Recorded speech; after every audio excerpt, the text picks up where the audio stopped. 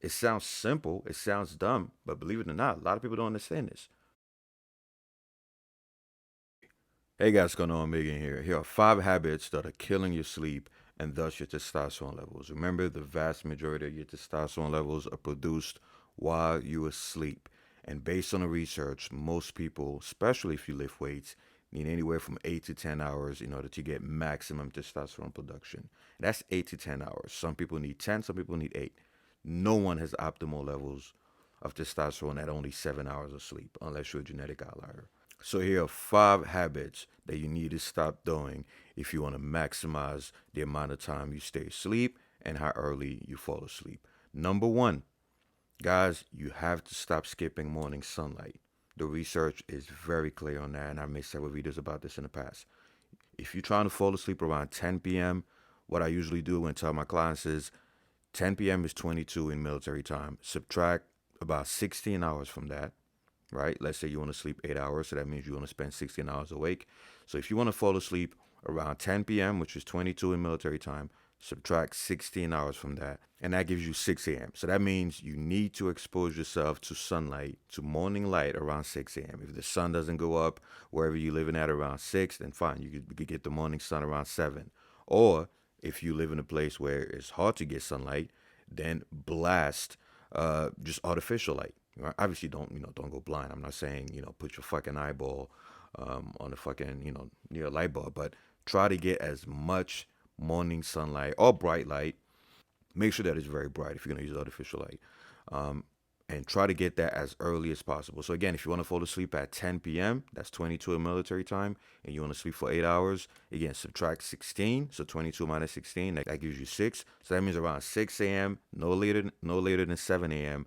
You want to make sure that you're getting enough light, ideally sunlight, but if not, then obviously bright light. Because some people wake up at 6 a.m. and the sun is not rising depending on where they live at, right? So in that case, you want to use bright light.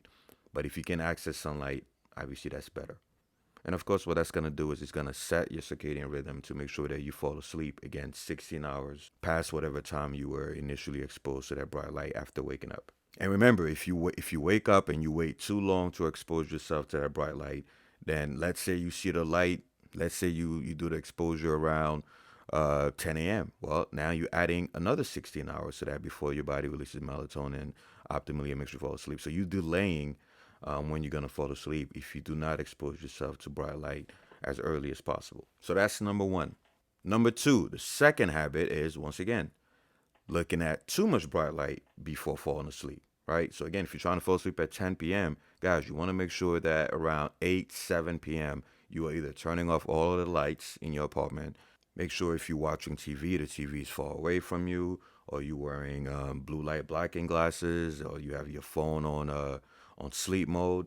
But whatever you do, whenever the sun sets, assuming that you already fixed your circadian rhythm, make sure that you do not expose yourself to too much bright light, right? And almost all of you guys are fucking this up, right? Because you're super close to your phone while laying in bed, or you're super close to your phone around 8, 9, 10. Some of you guys even 11, p.m. And trust me, that's enough light to mess up your circadian rhythm. Remember, your body needs darkness in order to release melatonin, right? So stop fucking up with your body's circadian rhythm by exposing yourself to way too much light when it's nighttime. I always tell people the best way to know when to cut off the lights is when the sun sets. When the sun sets, then that should be your cue to start reducing the lights, keeping the phone away from you. If you're going to use your phone, make sure that it's far from your face.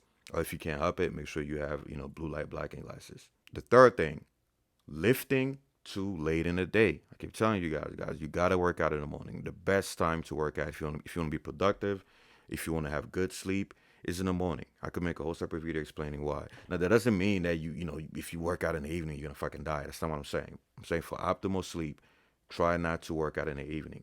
Mainly because if you train hard, which you should be training hard if you're trying to build muscle or increase strength.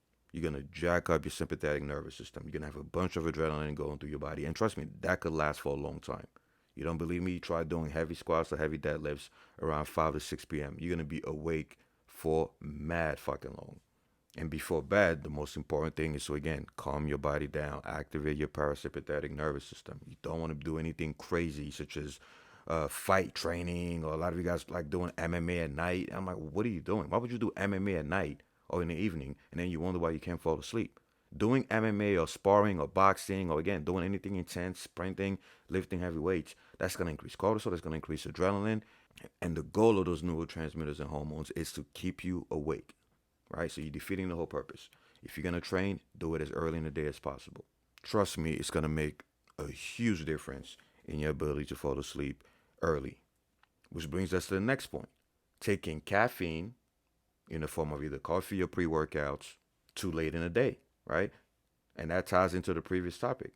A lot of you guys work out at 5 p.m., 4 p.m., 3 p.m., and sure enough, you take pre workouts, which is loaded with caffeine. And keep in mind, guys, caffeine has the half life of about 5 to 6 hours. So if you take 200 milligrams of caffeine, again, whether by coffee or in your pre workout, 5 to 6 hours later, you're still gonna have 100 milligrams of caffeine in your system. How the fuck do you expect to fall asleep quickly or to stay asleep if you still have 100 milligrams of caffeine in your system? And then you add another 6 hours to that, and you still have 50 milligrams of caffeine in your system. That's why you motherfuckers can't sleep. And then you wonder why, oh, look, I'm only getting 5 hours of sleep. My testosterone is too low, right?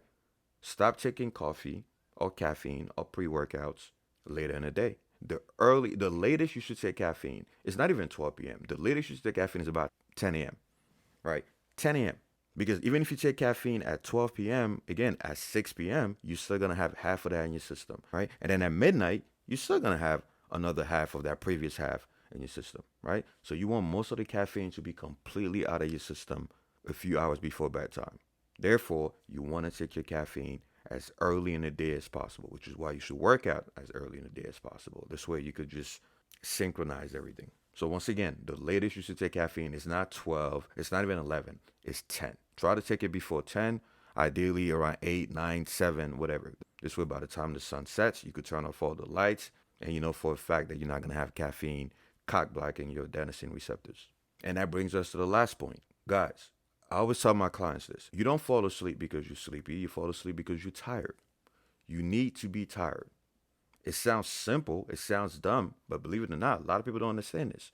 For you to fall asleep fast and to stay asleep long, you need to be exhausted. You need to have a ton of adenosine binding to the adenosine receptors, right? And a lot of you guys can't fall asleep at 11 p.m. because guess what? You were sedentary all day, so your body has a ton of energy, ton of ATP, and therefore there's not enough adenosine to bind to the adenosine receptors and start slowing down neural activity. You need to be exhausted by the time it's, my rule of thumb is around 8 to 9 p.m. you should be exhausted, right? So you should make sure that you worked out early in the morning, you did your walk, you did your cardio, you did your mental stuff, right? You read books, whatever. Make sure you are extremely active throughout the day so that around 7 to 8 p.m. you're exhausted. That's how humans evolved. We will wake up in the morning, we'll go out and hunt, we'll make tools, we'll make weapons and bows and whatever. We'll walk back from the hunt, we'll eat, and by the time the sun went down, motherfuckers were exhausted.